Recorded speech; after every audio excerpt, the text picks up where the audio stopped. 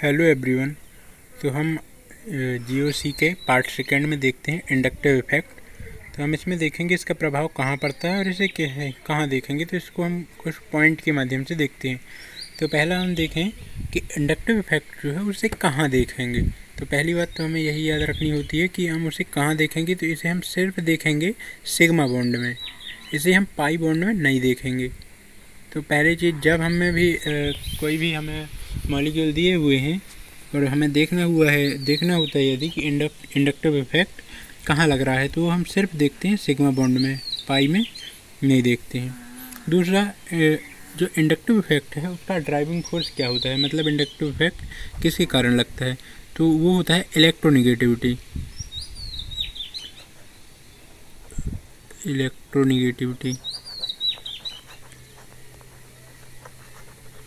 Electronegativity जो होता है वो होता है इसका ड्राइविंग फोर्स। मतलब जो इंडक्टिव इफेक्ट है वो किसके कारण लगता है, इलेक्ट्रोनिगेटिविटी के कारण। कहाँ देखना है, पाई बॉन्ड में, ड्राइविंग फोर्स इलेक्ट्रोनिगेटिविटी। अब देखते हैं इंडक्टिव इफेक्ट के बाद क्या होता है।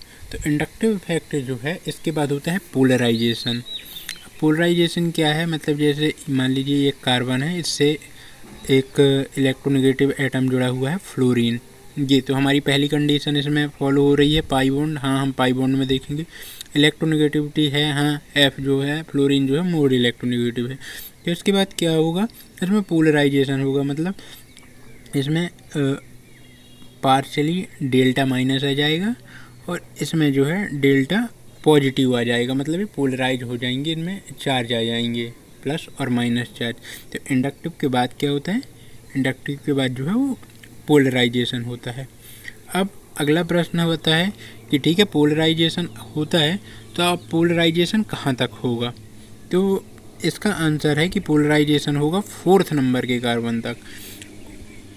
जो 3rd नंबर का कार्बन है उस तक ज़्यादातर देखा जाता है, पर थोड़ा बहुत इसका प्रभाव जो हो 4th नंबर के कार्बन तक हो जाता है। पर 4th नंबर के कार्बन के बाद इसका प्रभाव बिल्कुल ही नहीं होता। जैसे कि ये देखें, ये फ्लोरीन जुड़ा हुआ है तो इसका प्रभाव ये 1st नंबर के कार्बन पर बहुत ज़्यादा होता है, इसके बाद 2nd नंबर के कार्बन पर होता है, थोड़ा बहुत 3rd नंबर के कार्बन पर होता है, और बहुत थोड़ा ही 4th नंबर के कार्बन तक इंडक्टिव इफेक्ट का प्रभाव होता है। इसके बाद यदि देखें कि 5th नंबर के कार्बन पर जाएंगे तो वहाँ हमें बिल्कुल भी इंडक्टिव इफेक्ट का प्रभाव देखने को नहीं मिलता है। अब इसके बाद अगला आता है कि इलेक्ट्रॉन मूवमेंट क्या होगा। मतलब ठीक है, पोलराइजेशन हुआ, हमने देख लिया कि कहाँ होगा, सिग्मा इलेक्ट्रॉन में होगा। ड्राइविंग फोर्स हमने देख लिया, इलेक्ट्रोनेगेटिविटी है। इंडक्टिव के बाद क्या होगा, पोलराइजेशन होगा। कहाँ तक होगा, 4th नंबर के कार्बन तक, 4th नंबर के जो कार्बन होगा वहाँ तक होगा। अब देखते हैं कि इलेक्ट्रॉन मूवमेंट जो है वो कैसा होगा जब पोलराइजेशन होगा। तो जो इलेक्ट्रॉन का मूवमेंट होगा वो होगा लो इलेक्ट्रोनेगेटिव जो एटम है, लो इलेक्ट्रोनेगेटिव से हाई इलेक्ट्रोनेगेटिव की तरफ होगा।